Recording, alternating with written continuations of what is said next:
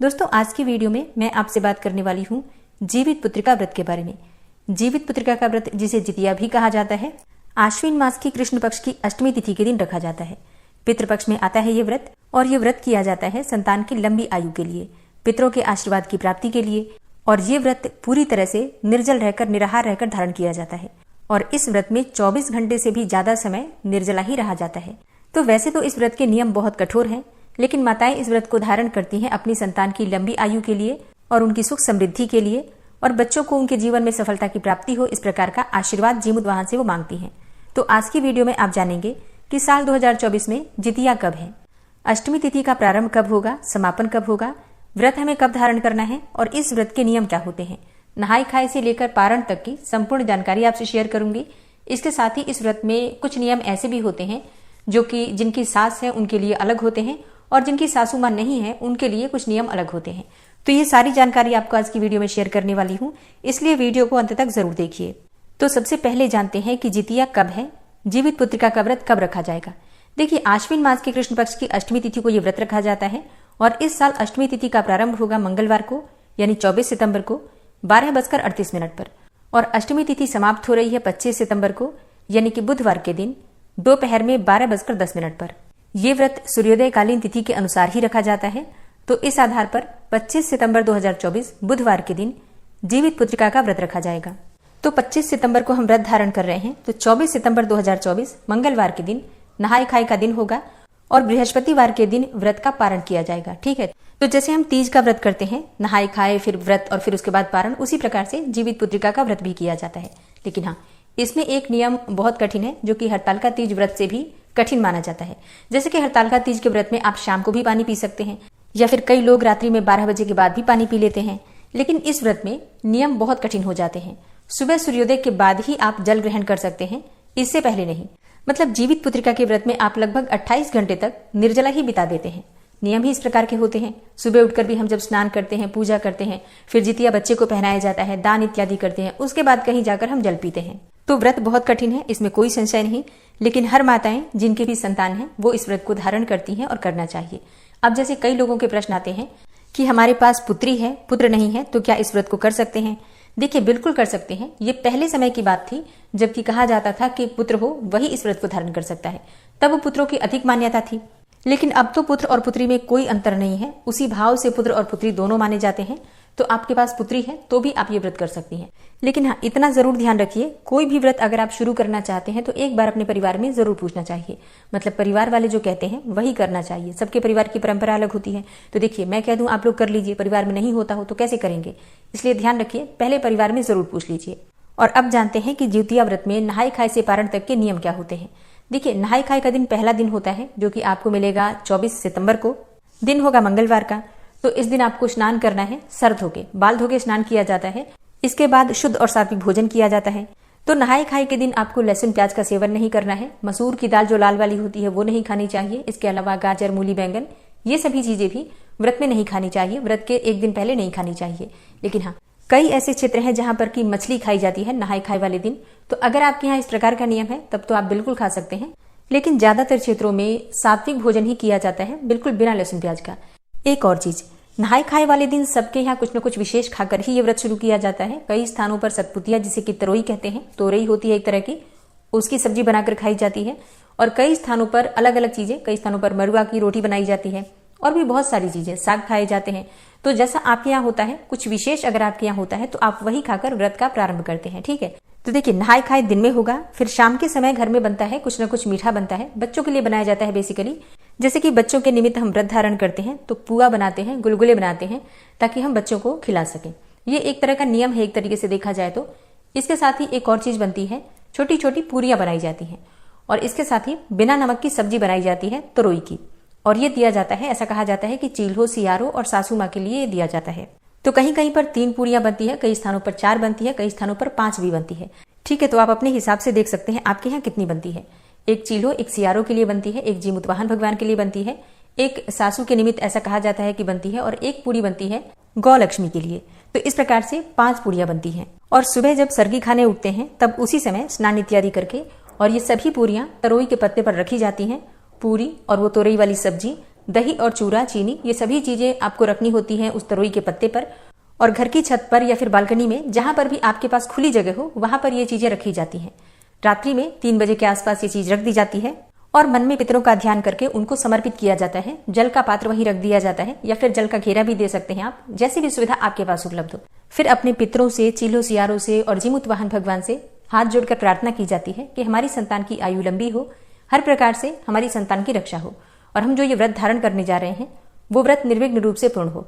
इस प्रकार से प्रार्थना करके हम व्रत का प्रारंभ करते हैं। तो ये नियम किया जाता है सरगी से पहले, ठीक है, अपनी सरगी खाने से पहले आपको ये नियम करना होता है। अच्छा, एक और चीज बता दूं मैं आपको, इस प्रकार से जो सासू माँ को भोजन दिया जाता है, चीलो सियारों को भोजन दिया जाता है, ये सब नहीं देते हैं। जिनकी सासू माँ नहीं होती है वही देते हैं। अच्छा, कई स्थानों पर जिनकी सासू माँ होती है वो भी देते हैं, ठीक है। तो अपने यहाँ अपने परिवार में आपके जो भी परंपरा है उसे अच्छे से समझ लीजिएगा, तभी ये नियम कीजिएगा, ठीक है। हमारे यहाँ जिनकी सासू नहीं होती है वही ये नियम करते हैं, जिनकी सासू होती है वो वैसे ही सरगी खाकर और व्रत कर लेते हैं। और अब जानते हैं कि सरगी में क्या खाना चाहिए। देखिए, सरगी में आप सुबह उठते हैं, जैसे कि हड़ताल तीज में हम उठकर जल इत्यादि पीते हैं, उसी प्रकार से इसमें भी जल पीते हैं। आप कुछ भी लिक्विड ले सकते हैं, नारियल पानी ले सकते हैं, जूस पी सकते हैं, ग्लूकॉन डी इत्यादि ले सकते हैं, जो भी आपका मन करे, ठीक है। इसके साथ ही आप चाहे तो कुछ फल इत्यादि ले सकते हैं। अच्छा, कई स्थानों पर जैसे कि पूरी इत्यादि भी खाई जाती है। अगर आपके यहाँ खाया जाता हो तो आप बिल्कुल खा सकते हैं, लेकिन अगर आप बहुत कुछ नहीं भी खाते हैं, मतलब जरूरी नहीं है और मन भी नहीं करता है उस समय कुछ खाने का, तब भी आप ये काम जरूर कीजिए कि थोड़ा सा दही और थोड़ा सा चूरा, हल्की सी चीनी डालकर, मतलब चाहे आधा चम्मच ही सही पर जरूर खा लीजिएगा। ये शुभ के लिए किया जाता है, मतलब जरूर हमें दही लेना चाहिए सुबह, दही चूरा और चीनी में से थोड़ा सा जरूर लेना चाहिए। उसके बाद फिर जल इत्यादि आप लोग ले सकते हैं। दवाइयां लेना हो तो दवाइयां ले सकते हैं, क्योंकि दिन में निर्जला रहना है तो हम दवाई नहीं खा पाते हैं। तो जो भी दवाई आपको खानी हो, चाहे आप थायराइड की गोली लेते हो या फिर सर दर्द की गोली हो या फिर कोई भी आपकी प्रॉब्लम हो, आप दवाइयां इसी समय ले लीजिएगा। और जितना हो सके इस समय ठंडी चीजें खानी चाहिए, जल इत्यादि लीजिए। आप चाहे तो चाय भी पी सकते हैं। बहुत से लोगों के प्रश्न पिछली बार आए थे हड़ताल तीज पर कि क्या हम चाय पी सकते हैं। जी हाँ, बिल्कुल पी सकते हैं। चाय, कॉफी जो आपको लेना हो ले लीजिए। एक और चीज, आप अगर सरगी लेने से पहले स्नान कर लेते हैं तो अत्यंत ही श्रेष्ठ होगा। मान लीजिए आप सरगी लेने के पहले स्नान नहीं भी कर पाते हैं तो भी हाथ पांव मुंह धोकर वस्त्र अवश्य बदल लीजिए। और जब आप सरगी खा लेते हैं तो उसके बाद से दांत साफ अवश्य कर लीजिए, ब्रश कर लीजिए, दातुन कर लीजिए, जो भी आपके पास उपलब्ध हो। जैसे कि कई लोगों के प्रश्न आते हैं कि हमारे घर के आसपास दातुन नहीं मिल पाता है, तो ऐसे में नया ब्रश रखिए, मतलब जिस ब्रश का आपने प्रयोग ना किया हो एक नया ब्रश ले लीजिए और जब आप सरगी खा लेते हैं तो उसी से ब्रश कर सकते हैं, कोई दिक्कत नहीं है। देखिए, जैसी हमारे पास उपलब्धता होती है नियम पालन उसी अनुसार किया जाता है। तो अगर दातुन नहीं मिल पाता है तो बिल्कुल आप ब्रश कर सकते हैं, लेकिन दांत अवश्य साफ कर लीजिए। कुछ भी अनाज इत्यादि दांत में ना लगा रहे, क्योंकि आपका व्रत फिर खंडित हो सकता है। अगर उस समय, मतलब व्रत के समय हमारे मुंह में किसी भी प्रकार से अनाज का अनुभव हो जाता है तो व्रत खंडित माना जाता है। तो इस बात का आप लोग ध्यान रखिएगा। तो ये तो हो गए नहाए खाए और सरगी के नियम। इसके बाद फिर स्नान इत्यादि करके और हम व्रत का संकल्प लेते हैं, पूजा करते हैं। अपने घर में जो नित्य की पूजा है वो कर लीजिए, व्रत का संकल्प ले लीजिए। भगवान जीमूत वाहन से, अपने पितरों से, चीलों सियारों से सबसे प्रार्थना कर लीजिए कि आपका ये व्रत निर्विघ्न पूर्ण हो, व्रत में किसी प्रकार की विघ्न बाधा ना आए, कोई भूल चूक जाने अनजाने हमसे हो जाए तो उसे क्षमा करें। इस प्रकार से प्रार्थना करने के बाद आपके व्रत का प्रारंभ हो जाता है। यहाँ एक और चीज बताना चाहूंगी, ये जरूरी नहीं है कि आप हाथ में जल और अक्षत लेकर ही व्रत का संकल्प करें, बल्कि पूजा करते समय मानसिक रूप से हाथ जोड़कर अपने व्रत का संकल्प ले लीजिए। इसके बाद दिन में हमें निर्जला व्रत रहना होता है और शाम के समय जीमूत वाहन भगवान की पूजा की जाती है, कथा सुनी जाती है। तो पूजा विधि की वीडियो आपको आगे मिल जाएगी। और हाँ, एक और चीज, शाम के समय जितिया नहीं पहना जाता है, जितिया हम सुबह ही पहनते हैं। अच्छा, कई स्थान ऐसे हैं जहां पर जितिया पहना भी नहीं जाता है, तो ये भी आप लोग ध्यान रखिएगा कि आपके यहाँ क्या होता है। कई स्थान ऐसे हैं जहां पर कि सोने का जितिया धारण किया जाता है, कई स्थानों पर सोने का जितिया नहीं भी सहता है, वो लोग धागा ही पहनते हैं। तो सभी चीजें अपने घर में, अपने परिवार में पूछ कर ही करिएगा आप लोग। देखिए, बहुत सारे जो व्रत हैं वो पारंपरिक चलते हैं, पीछे से जिस प्रकार हमारे पूर्वजों ने किया है हम उसी प्रकार करते हैं। तो इसमें, इस नियम में किसी प्रकार का हमें अंतर नहीं करना चाहिए। जैसा परिवार वाले करते हैं उसी प्रकार से करना चाहिए। शाम की कथा सुनने के बाद भी आप जल ग्रहण नहीं करते हैं, इस बात का आपको ध्यान रखना है। अगले दिन ही जल पीना है। फिर अगले दिन ब्रह्म मुहूर्त में उठकर नित्य कर्मों से निवृत्त होकर स्नान कर लीजिए और इसके बाद घर में जो पूजा करना है पूजा कर लीजिए। फिर बच्चों के सिर में तेल लगाना होता है, थोड़ा सा तेल बच्चों के सिर में जरूर लगाना चाहिए। फिर आप अपने सिर में भी थोड़ा सा तेल लगा लीजिए और थोड़ा सा सिंदूर लगा लीजिए। अच्छा, इस समय जो सिंदूर लगता है सिंदूरे में से लगता है, मतलब सिंदूरा जो आपका है शादी वाला, उसी में से सिंदूर लगाया जाता है। आप चाहे तो शाम को भी सिंदूरे में से सिंदूर लगा सकते हैं, लेकिन अगर आप शाम को ना भी लगा पाए, मतलब कई स्थान है जहां पर नहीं होगा इस प्रकार का नियम, तो आप सुबह तो जरूर लगाते हैं। सुबह सिंदूरे में से ही सिंदूर लगता है। और इसके बाद जो आपका जितिया है, सबसे पहले आप बच्चे को धारण करवाइए। जितने भी बच्चे हैं सबको पहना दीजिए गले में एक एक करके, और उसके बाद ही स्वयं आप धारण करते हैं। सुबह की पूजा पूर्ण करने के बाद आप दान करते हैं। दान किस चीज का करना है आपको? तो देखिए, जितिया के पारण में दाल और चावल का दान किया जाता है। कच्चा दाल और चावल, सब्जियां, और सब्जी में आप आलू इत्यादि रख सकते हैं, कोई हरी सब्जी भी रख सकते हैं, खीरा रख सकते हैं। इसके साथ ही इस व्रत में तरोई का दान करना, तरोई का सेवन करना अत्यंत आवश्यक होता है, तो तोरई ले लीजिएगा। इसके साथ ही बहुत से स्थान है जहां पर अलग अलग चीजें, मतलब परंपरा है कुछ प्रकार की चीजों के दान के या ग्रहण करने के, तो जो आप लोग ग्रहण करते हैं, जो भी आपके यहाँ विशेष है कुछ खाने में, पारण में, वो भी चीजें दान की जाती हैं। जैसे कई स्थानों पर मड़ुआ या कई स्थानों पर चने होते हैं, कई स्थान है जहां पर कुछ विशेष साग होता है जो खाया जाता है। तो आपके यहाँ जो भी नियम है ना, जो भी आप पारण में अपने लेते हैं, वो सभी चीजें दान में थोड़ा थोड़ा ही सही पर जरूर दिया जाता है। इसके अलावा वस्त्र और दक्षिणा इत्यादि जो आप दान करना चाहते हैं, दान सामग्री में रखकर और स्पर्श करके मनस करके दान कर दीजिए। ठीक है, ये पारण वाले दिन किया जाता है।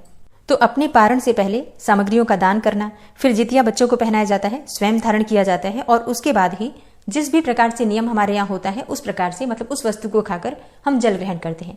ठीक है, तो देखिए, ये तो संक्षिप्त विधि है जो मैंने आपसे शेयर की है। संपूर्ण विधि आपको आने वाली वीडियो में मिलेंगी, तो चैनल से जुड़े रहिए। और हाँ, अब बात करें कि जिनकी सास नहीं है उन्हें विशेष क्या करना चाहिए, और जिनकी सास है उन्हें क्या करना चाहिए। देखिए, जिनकी सास नहीं है ना, उनको पहले दिन जब नहाय खाए वाला दिन होता है, उस दिन भी दान निकालना होता है। मतलब आटा, दाल, सब्जियां, तोरे इत्यादि जो भी चीजें हम खाते हैं ना, जो भी चीजें हमारे नहाय खाए में विशेष है, आपके यहाँ जो नियम है उसके अनुसार आप लोग दान की सामग्री भी निकालते हैं। जैसे सीधा निकाला जाता है, बिल्कुल उसी प्रकार से सीधा निकाला जाता है। उसमें आपको दक्षिणा रखना है, सिंदूर भी रखा जाता है, और इसके साथ ही हल्दी और नमक इत्यादि भी रखे जाते हैं। सभी चीजें एकत्रित करके और उसको हम मनस कर दान करते हैं, और उसके बाद ही आपको नहाय खाए में जो भी आप खाना चाहते हैं आप खा सकते हैं। ठीक है, मतलब पहले दान निकालकर उसके बाद ही आपको खाना होता है। अगर आपकी सासू माँ नहीं है तो आपको इस प्रकार का नियम करना है। और पारण वाले दिन तो सभी को दान करना है। जिनकी सासू माँ है वो भी दान करते हैं, जिनकी सासू माँ नहीं है वो भी दान करते हैं। बस पहले दिन जिनकी सासू माँ नहीं है वही दान करते हैं। इसी प्रकार से जिनकी सासू माँ नहीं है वो चीलो सियारों के लिए सर्गी से पहले भोजन देते हैं। जैसे कई स्थानों पर तो वो लोग भी देते हैं जिनकी सासू माँ है, लेकिन ज्यादातर स्थानों पर जिनकी सासू माँ नहीं है वही चीलो सियारों और सासू माँ के लिए भोजन निकालते हैं। ठीक है, तो ये कुछ नियम होते हैं जो जरूरी होते हैं। जीवित पुत्रिका का व्रत एक बड़ा व्रत होता है, संतानवती महिलाओं के लिए तो बहुत जरूरी व्रत होता है, और इसलिए इस व्रत में बहुत सारे छोटे छोटे नियम होते हैं और बहुत ही सावधानी से इन नियमों का पालन किया जाता है। क्योंकि ये व्रत किया जाता है पितृपक्ष में, और पितृपक्ष में पितरों के लिए ही, मतलब अपनी सासू माँ के लिए हम भोजन देते हैं। तो एक तरीके से पितरों के लिए ही, पितरों की कृपा की प्राप्ति के लिए, उनके आशीर्वाद के लिए ही हम व्रत धारण करते हैं, ताकि हमारे वंश की वृद्धि होती रहे। और कहा जाता है ना कि एक बार चाहे देवता हमें क्षमा कर भी देते हैं तो पितर क्षमा नहीं करते हैं। इसलिए पितरों की कृपा की प्राप्ति के लिए पूरी सावधानी से इस व्रत को धारण करना चाहिए। जीवित पुत्रिका व्रत से संबंधित अगर आपका कोई भी प्रश्न हो तो आप कमेंट बॉक्स में लिख सकते हैं। इसके अलावा भी कोई विशेष वीडियो अगर आप देखना चाहते हैं तो कमेंट बॉक्स में लिख सकते हैं। और हाँ, अगर आप एकादशी का व्रत करते हैं, पूर्णिमा का व्रत करते हैं, तो चैनल पर वीडियो अपलोड हो चुकी है, आप लोग जरूर देख लीजिए। मिलती हूँ मैं आपसे अगली वीडियो में, तब तक के लिए जय श्री राधे।